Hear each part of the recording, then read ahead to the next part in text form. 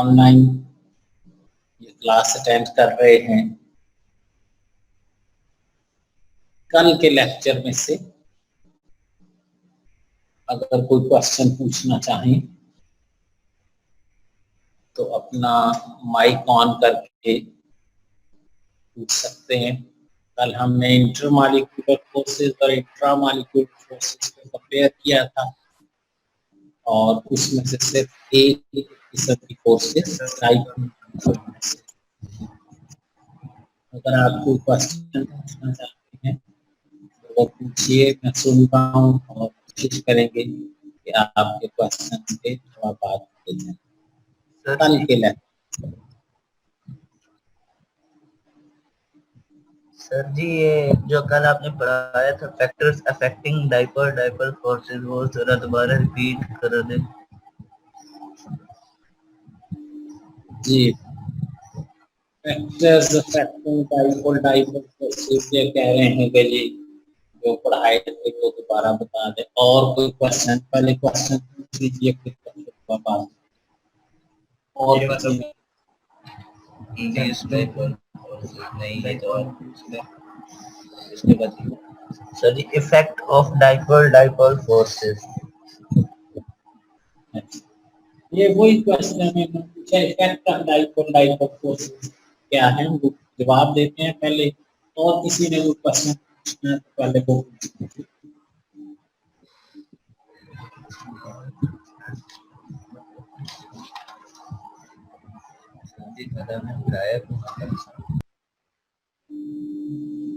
Okay. आप तवज्जो से सुनिए, डाइपोल फोर्सेस का effect on physical state of substance and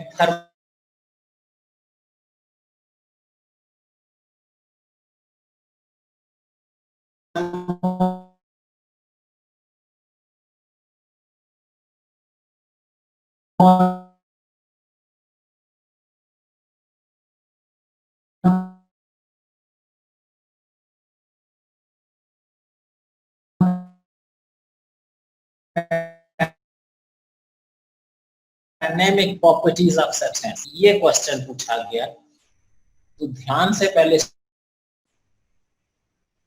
और अगर इंटरमॉलिक्यूलर स्पेसिस मॉलिक्यूल्स के दरमियान फासला बहुत ज्यादा होगा तो डाइपोल फोर्सेस बहुत वीक होंगी और वो चीज गैस हालत में होगी। तो दो चीजों में इसका असर हुआ इन ब्रीफ। एक, physical state, solid, liquid, gas, dipole forces पे डिपेंड करता है। स्ट्रॉन्ग हो तो सॉलिड, वीक हो तो लिक्विड, ना हो तो गैस। दूसरा, melting point, boiling point, heat of vaporisation, ये सारी चीजें में स्ट्रेंथ ऑफ इंटरमॉलिक्यूलर फोर्सेस पे डिपेंड करती हैं। इसमें ये फोर्सेस स्ट्रॉन्ग होंगी, उसकी ये सारी चीजें ज्यादा होंगी। पोलर सब्सटेंसेस के मेल्टिंग पॉइंट, बॉइलिंग पॉइंट ज्यादा होते हैं क्योंकि उनमें डाइपोल फोर्सेस पाई जाती है। नॉन पोलर के मेल्टिंग पॉइंट, बॉइलिंग पॉइंट कम होते हैं क्योंकि उनमें ये डाइपोल फोर्सेस नहीं होती। तो ये उस सारे की समरी है कि इन फोर्सेस का प्रॉपर्टीज पे क्या इफेक्ट होता है। और कोई क्वेश्चन?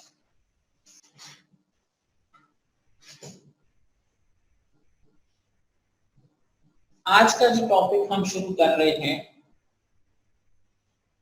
इंटरमॉलिक्यूलर फोर्सेस की दूसरी किस्म। कल हमने पढ़ी थी डाइपोल फोर्सेस। डाइपोल फोर्सेस का जो लफ्ज हमने बोला था,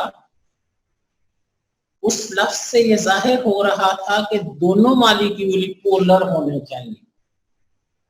डाइपोल दो दफा लिखने का मतलब है एक पोलर मॉलिक्यूल हो और दूसरा भी पोलर हो।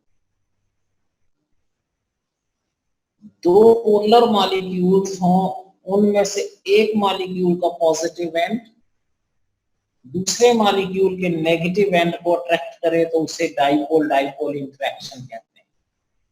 ये पोलर मॉलिक्यूल्स में। सारे मॉलिक्यूल्स पोलर हों तो एक का पॉजिटिव दूसरे के नेगेटिव को खींचता है। मिसाल मैंने कल दी थी HCl। दूसरी मिसाल मसलन आपकी बुक में दिया होगा क्लोरोफॉर्म मॉलिक्यूल्स। वो पोलर मॉलिक्यूल है, क्लोरोफॉर्म मॉलिक्यूल की हाइड्रोजन जिसपे पॉजिटिव चार्ज है, दूसरे क्लोरोफॉर्म मॉलिक्यूल की क्लोरीन को खींचती है जिसपे नेगेटिव है। तो किसी पोलर मॉलिक्यूल की आप मिसाल दे सकते हैं। HCl सबसे आसान है, क्लोरोफॉर्म, एसीटोन, बहुत सारे मॉलिक्यूल। उसके लिए जरूरी था सारे मॉलिक्यूल पोलर हो। अगर फर्ज करें आज का लेक्चर जो है वो है डिबाई फोर्सेस, डिबाई हक्कल साइंसदान के नाम पे, या इसको कहते हैं डाइपोल, इंड्यूस्ड डाइपोल फोर्स। ये बीच में एक लफ्ज इंड्यूस्ड फालतू क्यों आ गया, इसका मतलब समझिए। अगर हमारे पास एक मिक्सचर हो पोलर और नॉन पोलर मॉलिक्यूल्स का, कुछ पोलर मॉलिक्यूल हो कुछ नॉन पोलर हो, ये जो फिगर नीचे बनी हुई है इसको जरा ध्यान से देखने की जरूरत है। अगर आप यूं बनाते हैं दायरे की शक्ल में और दरमियान में न्यूक्लियस के हर तरफ इलेक्ट्रॉन बराबर बनाते हैं,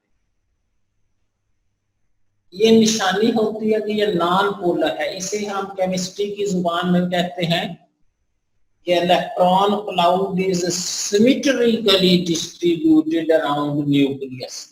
अगर न्यूक्लियस के हर तरफ इलेक्ट्रॉन बराबर हो तो उसके नेट चार्ज 0 होता है। फर्ज करें ये एक नॉन पोलर मॉलिक्यूल, और अगर यूं करके बनाएं जैसे ये फिगर बनी हुई है, एक तरफ से जरा नोकदार है, एक तरफ से जरा दायरे की शक्ल में है, इसे हम कहते हैं कि ये अनसिमेट्रिकली डिस्ट्रीब्यूटेड इलेक्ट्रॉन क्लाउड है। जिस तरफ आप दायरा बड़ा बनाएंगे इसका मतलब है इस तरफ इलेक्ट्रॉन ज्यादा है, इस तरफ पार्शियल नेगेटिव होगा, दूसरे एंड पे पार्शियल पॉजिटिव। तो ये जो फिगर बनी हुई है ये पोलर मॉलिक्यूल को शो करने का तरीका है। पोलर मॉलिक्यूल को शो करने का तरीका ये है कि एक तरफ इलेक्ट्रॉन डेंसिटी ज्यादा शो करें और एक तरफ इलेक्ट्रॉन डेंसिटी कम शो करें। जिधर इलेक्ट्रॉन ज्यादा होंगे उधर पार्शियल नेगेटिव और जिस तरफ कम होंगे उधर पार्शियल पॉजिटिव आएगा। तो अगर हमारे पास एक मिक्सचर हो पोलर और नॉन पोलर का, जैसा कि ये मिक्सचर नजर आ रहा है, तो पोलर मॉलिक्यूल का पॉजिटिव एंड, पोलर मॉलिक्यूल का positive and dipole is called dipole induced dipole forces or Debye forces। इसकी सबसे अच्छी मिसाल किताब में भी दी होगी, एंट्री टेस्ट वगैरह में पूछी जा सकती है, या इनडायरेक्ट क्वेश्चन बनाया जाए तो पूछी जा सकती है। और एक्सरसाइज का गालिबन एक क्वेश्चन है उसमें पूछी गई है कि non polar gases, oxygen, nitrogen, non polar, कुछ ना कुछ वो पानी में हल हो जाती है। हालांकि हम तो बचपन से पढ़ते आए हैं कि जी polar dissolves a polar and non polar dissolves a non polar. Non polar को तो सिर्फ नॉन पोलर में हल होना चाहिए, लेकिन नॉन पोलर गैसेस पानी में भी कुछ ना कुछ हल हो जाती है। तो वो इन फोर्सेस की वजह से हल होती है। ऑक्सीजन नॉन पोलर है, लेकिन जब पानी में से गुजारते हैं तो पानी के मॉलिक्यूल जो पोलर है इसे भी थोड़ा सा पोलर बना देते हैं, और यूं ही ऑक्सीजन थोड़ी सी पोलर बनती है, वो पानी में हल होना शुरू हो जाता है। तो नॉन पोलर गैसेस पानी में हल होती हैं due to Debye forces, due to dipole induced dipole force. बड़ा अच्छा एमसीक्यू है कि solubility of non-polar gases in water is due to which type of forces। ये अगर पेपर में आ जाए 90% स्टूडेंट का गलत हो और 10% इसे करते ही नहीं, ठीक किसी का नहीं। तो non polar gases polar solvent में हल होती हैं due to Debye force, due to dipole induced dipole. अब अभी तक जो आपने दो फोर्सेस पढ़ी कल और आज, डाइपोल डाइपोल फोर्सेस, उसके लिए जरूरी था सारे ही पोलर हों। डाइपोल इंड्यूस्ड डाइपोल फोर्सेस कुछ पोलर हों कुछ नॉन पोलर। अगर फर्ज करें कि सारे ही नॉन पोलर, अगर सारे ही नॉन पोलर हों, एक भी पोलर ना हो, तो फिर उसमें डाइपोल डाइपोल फोर्सेस तो नहीं हो सकते, उसमें डाइपोल इंड्यूस्ड डाइपोल फोर्सेस भी नहीं हो सकते, उनमें तो फिर कोई फोर्स नहीं होनी चाहिए। और जब कोई फोर्स ना हो तो उस चीज को कभी भी लिक्विड में या सॉलिड में चेंज नहीं होना चाहिए, नहीं होना चाहिए अगर कोई भी मॉलिक्यूल पोलर ना हो। मसलन हीलियम है, नोबल गैस, कोई चार्ज नहीं है, सारे हीलियम के एटम्स नॉन पोलर है, उनमें तो कोई फोर्स नहीं होनी चाहिए। अगर कोई फोर्स ना हो तो उसे कभी भी लिक्विड में नहीं चेंज होना चाहिए। लेकिन देखा गया है कि बहुत लो टेम्परेचर और बहुत हाई प्रेशर पे हीलियम को लिक्विड बनाया जा सकता है, ऑक्सीजन को भी लिक्विड बनाया जा सकता है, नाइट्रोजन को भी, हालांकि सारे ही नॉन पोलर है तो फिर वो लिक्विड कैसे बनेगा। डाइपोल डाइपोल तो होंगी नहीं, डाइपोल इंड्यूस्ड डाइपोल भी, तो वो कैसे लिक्विड बन जाती है ये समझनी थी आपको। एक साइंटिस्ट फ्रिट्ज लंडन, उसने नजरिया पेश किया कि नॉन पोलर गैसेस कैसे लिक्विड बनती, उनमें कहां से फोर्सेस आते, इसलिए इनका नाम है लंदन डिस्पर्शन फोर्सेस, LDF। इनका दूसरा नाम है instantaneous dipole induced dipole forces, instantaneous dipole induced dipole. ये इन फोर्सेस के सजेस्ट करने का मकसद क्या था कि नोबल गैसेस कैसे लिक्विड बनती है, नॉन पोलर गैसेस कैसे लिक्विड बनती है। पहले डेफिनेशन देखें फिर उसकी वजाहत करेंगे। These are very weak forces developed, पैदा होती हैं, पहले से मौजूद नहीं थी, at low temperature and high pressure in non-polar molecule। तो नॉन पोलर मॉलिक्यूल में लो टेम्परेचर और हाई प्रेशर पे खास किस्म की फोर्सेस पैदा होती हैं जिन्हें लंदन डिस्पर्शन फोर्सेस कहते हैं। Due to these forces noble gases and non polar gases are changed into liquids at low temperature and high pressure. इनकी वजह से नॉन पोलर गैसेस या नोबल गैसेस बहुत लो टेम्परेचर और हाई प्रेशर पे liquid बन जाती हैं। अब सोचना ये है, एक्सप्लेनेशन, वजाहत, जगह मैंने खाली छोड़ दिया क्योंकि ये सारी डिस्क्रिप्शन है, आप बुक से पढ़ेंगे, मैं समझाऊंगा कि ये क्या है, बुक में ये डिस्क्रिप्शन लिखी होगी, मैं इन डायग्राम्स की मदद से इसे एक्सप्लेन करूंगा कि ये फोर्सेस कहां से आती हैं, कैसे पैदा होती हैं। ये जो दायरा लगाया हुआ है, ये दरमियान में न्यूक्लियस है, इर्द गिर्द इलेक्ट्रॉन क्लाउड सिमेट्रिकली डिस्ट्रीब्यूटेड है, इसे कहते हैं symmetrically distributed oscillating electron cloud. Oscillating का मतलब है घूमता हुआ, रिवॉल्व करता हुआ। न्यूक्लियस के गिर्द हर तरफ इलेक्ट्रॉन बराबर है। ये नॉन पोलर मॉलिक्यूल, समझे हीलियम एटम है, सेंटर में न्यूक्लियस, हर तरफ इलेक्ट्रॉन बराबर है।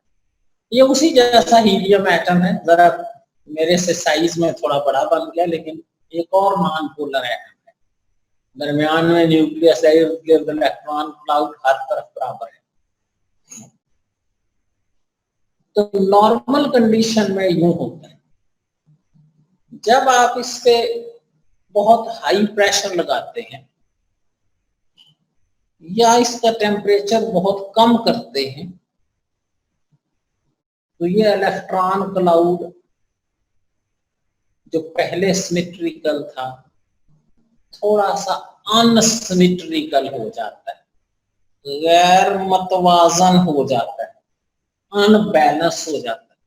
हम कहते हैं कि इसमें एक लम्हे को डिस्टॉर्शन पैदा हुई है, बिगाड़ पैदा हुआ है, ये इलेक्ट्रॉन क्लाउड अनबैलेंस हो गया, अनसिमेट्रिकल हो गया।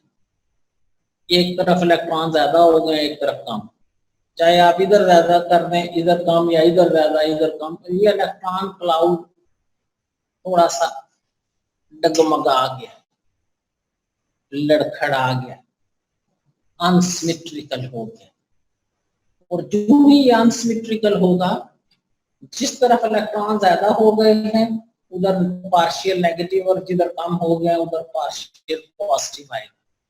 और जब किसी मॉलिक्यूल के एक एंड पे पार्शियल पॉजिटिव और दूसरे पे नेगेटिव आ जाए, हम कहते हैं उसमें डाइपोल पैदा हो, क्योंकि ये एक लम्हे के लिए पैदा होता है, इंस्टेंटेनियस, लम्हाती डाइपोल, मुस्तकिल तौर पे नहीं, एक लम्हे के लिए, थोड़ी देर के लिए ये इलेक्ट्रॉन क्लाउड यूं हो। अब जब इस पे डाइपोल पैदा होता है तो ये अपने साथ वाले एटम के अलग, जो सिमेट्रिकल था दूसरा एटम, इसका नेगेटिव चार्ज साथ वाले एटम के इलेक्ट्रॉन को रिपेल करेगा, ये नेगेटिव चार्ज इसके इलेक्ट्रॉन को रिपेल करेगा, न्यूक्लियस को अपनी तरफ खींचेगा। इसकी वजह से ये साथ वाला एटम जो है इस पे भी डाइपोल पैदा हो जाएगा। पहले डाइपोल का नाम रखा था इंस्टेंटेनियस डाइपोल, और इसकी वजह से जो साथ वाले पे डाइपोल पैदा हुआ है उसे कहते हैं इंड्यूस्ड डाइपोल। एक जगह गड़बड़ पैदा हुई है तो उसने साथ में वाले एटम पर भी गड़बड़ कर दी। अब इनके दरमियान एक फोर्स ऑफ अट्रैक्शन पैदा होगी। इंस्टेंटेनियस डाइपोल और इंड्यूस्ड डाइपोल के दरमियान जो फोर्स ऑफ अट्रैक्शन होगी, इंस्टेंटेनियस डाइपोल, इंड्यूस्ड डाइपोल के दरमियान, इन्हें कहते हैं लंदन डिस्पर्शन फोर्स। इसका आगाज कहां से हुआ? इस इंस्टेंटेनियस डाइपोल से, इस बिगाड़ से, बिगाड़ डिस्पर्शन की वजह से, इलेक्ट्रॉन क्लाउड के अनसिमेट्रिकल होने की वजह से। तो एक आर्जी तौर पे फोर्स ऑफ अट्रैक्शन पैदा होती है, और जो ही अट्रैक्शन पैदा होती है वो गैस मुमकिन है लिक्विड में चेंज होना शुरू हो। लेकिन याद रहे कि ये फोर्सेस आर्जी तौर पे पैदा हुई है,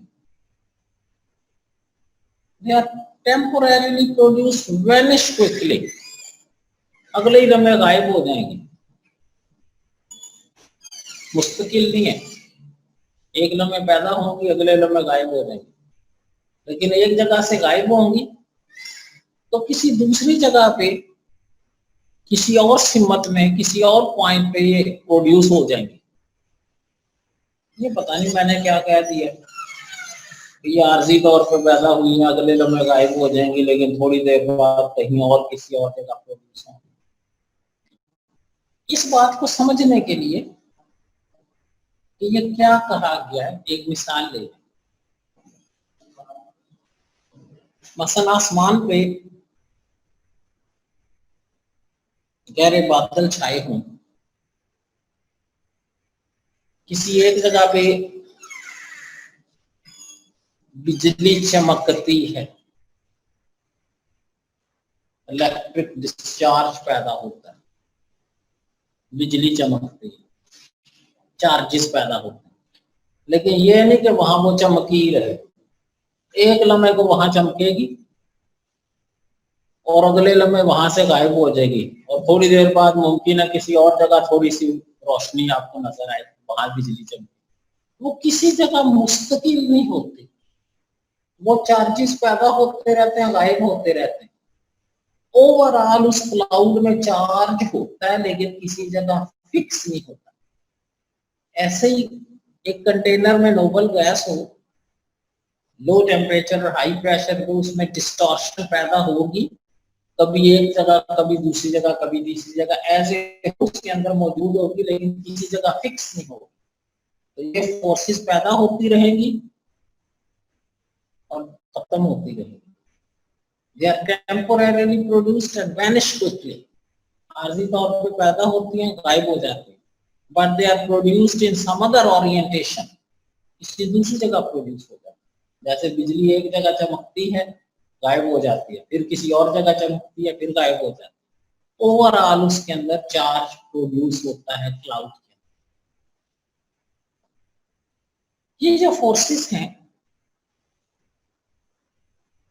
बड़ी अहम बात, बहुत कम स्टूडेंट्स को ये बात मालूम होती है। जब भी पूछा जाए कि लंदन डिस्पर्शन फोर्सेस किस किस्म के मॉलिक्यूल्स में होती है, तो ऑलमोस्ट 100% स्टूडेंट्स का जवाब होता है कि they are present in non polar molecules. क्योंकि शुरू में जो हमने तारुफ करवाया था उसमें हमने कहा था they are present non polar molecule at low temperature and high pressure. तो अक्सर का जवाब होता है कि ये फोर्सेस नॉन पोलर में होती है। अगर आप बुक को गौर से पढ़ेंगे तो इस टॉपिक के आखिरी पैराग्राफ में फैक्टर्स अफेक्टिंग लंदन फोर्सेस से पहले 3 लाइनें लिखी होंगी। उसमें लिखा होगा कि these forces are present in both polar and non-polar molecules, but they are more significant, they are more effective, they are more useful in non-polar molecules. होती सब में है, पोलर में भी और नॉन पोलर में, लेकिन ज्यादा अहमियत इनकी नॉन पोलर में है, पोलर मॉलिक्यूल्स में इनकी अहमियत नहीं। अगर कोई गौर से पढ़ रहा हो तो वो सोचने पे मजबूर हो जाए कि ये क्या लिखा है कि होती सब में है, तो पोलर में हम इन्हें कंसीडर नहीं करते, नॉन पोलर में कंसीडर करते हैं, ये क्या चीज है।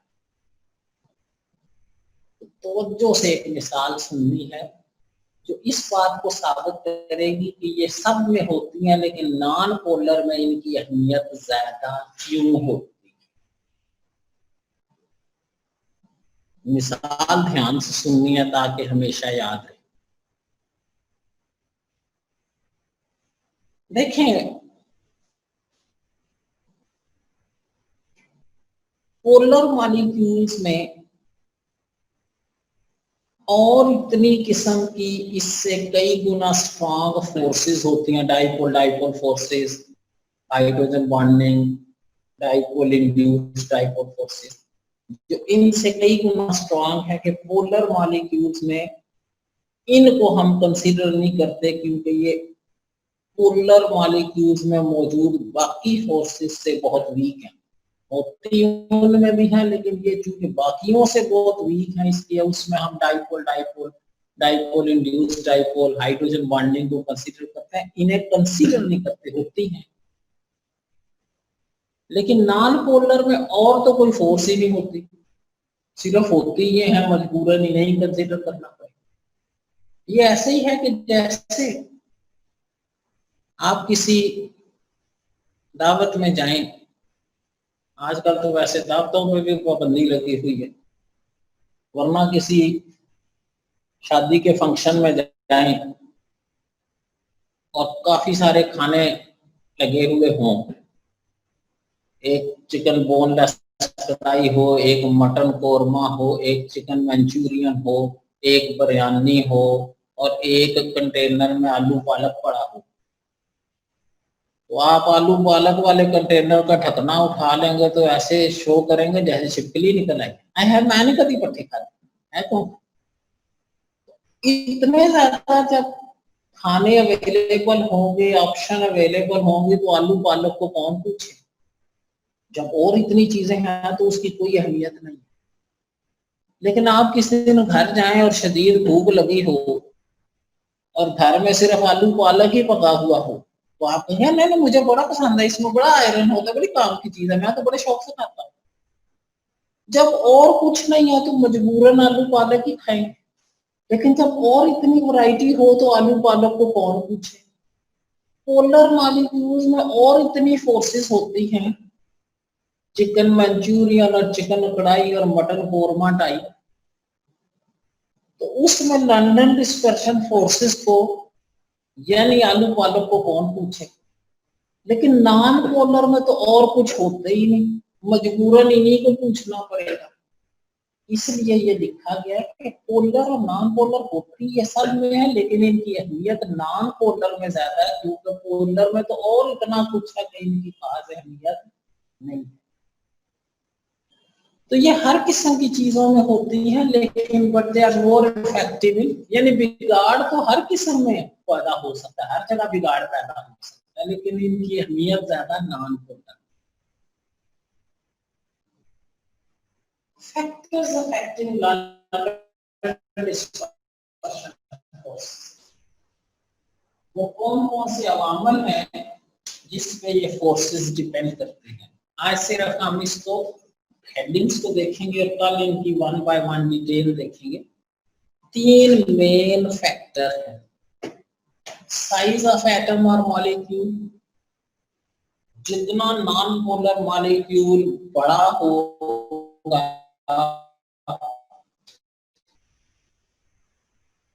ज्यादा एरिया पे डिस्पर्शन फोर्स स्ट्रॉन्गर होंगे। इसको भी मिसाल से सुन लें।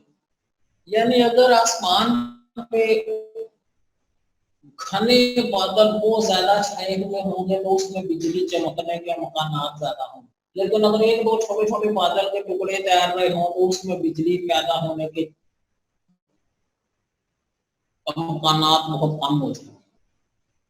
तो जितना एटम या मॉलिक्यूल बड़ा होगा, इलेक्ट्रॉन क्लाउड ज्यादा एरिया पे फैला होगा, उसमें लंदन डिस्पर्शन फोर्सेस के इम्कानात ज्यादा। पोलराइजेबिलिटी, हर एटम या हर मॉलिक्यूल को पोलर बनाना,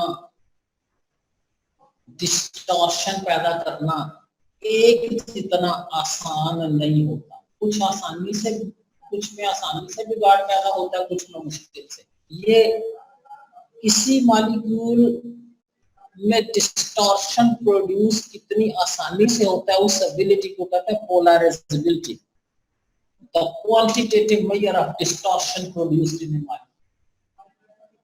जैसे कहते हैं ना, जो इमेच्योर जहन होते हैं, नापुख्ता जहन, उन लोगों को बिगाड़ना कहते हैं, टीनेजर्स को बिगाड़ना आसान होता है क्योंकि जहन पुख्ता नहीं होता। ऐसे ही हर एटम या मॉलिक्यूल की पोलराइजेबिलिटी मुख्तलिफ है। जो ज्यादा पोलराइजेबल होगा उसमें लंदन डिस्पर्शन फोर्सेस ज्यादा आसानी से पैदा।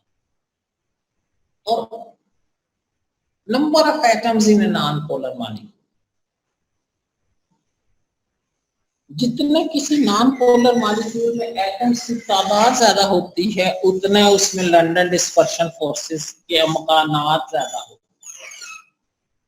मसलन एक मॉलिक्यूल 10 एटम्स का है और उसमें से एक एटम में डिस्टॉर्शन पैदा होती है, फर्स्ट करें 10%। अगर 100 एटम का मॉलिक्यूल है तो उसमें 10% गिना जाए तो 100 में से 10 में डिस्टॉर्शन पैदा होगा। जितनी तादाद ज्यादा होती चली जाएगी उतने डिस्टॉर्शन प्रोड्यूस होने के इम्कानात भी ज्यादा होते। तो कल इस पे हम डिटेल में स्टडी करेंगे।